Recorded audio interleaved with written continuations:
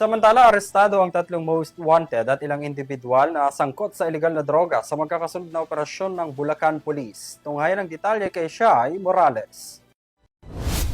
Naaresto ang ilang most wanted person sa municipal level at suspect sa magkakaibang krimen dahil sa sunod-sunod na operasyon ng pulisya sa Bulacan nitong linggo lamang. Sa Hagonoy, timbog ang top 4 most wanted person ng munisipalidad na kinilalang si alias Rick, isang 30 anyos na residente. Sa bisa ng warrant of arrest ay naaresto siya para sa kasong murder o pagpatay. Wala namang inirekomendang piyansa sa naturang kaso. Sa kalumpit naman, naaresto ang top 10 most wanted person na si alias Mon na pawang residente rin ng bayan. Sexual assault naman at paglabag sa Republic Act 7610 o ang Special Protection of Children Against Child Abuse, Exploitation and Discrimination Act ang kinakaharap na kaso ng suspect na may kabuuang piyansang 160,000 pesos. Sa Marilao, natimbog din ang top 6 most wanted person na si alias Mel, isang 33 anyos na driver dahil sa kasong rape by sexual assault na may inirekomendang piyansa naman na 120,000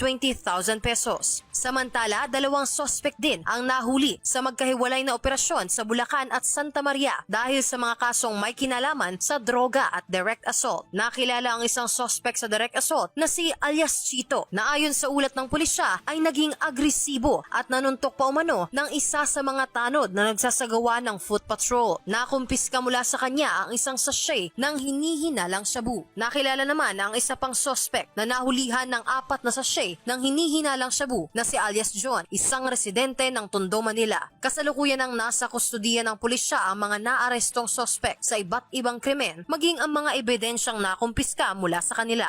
Para sa EuroTV News, ako si Shai Morales, sumasaludo sa bawat Pilipino.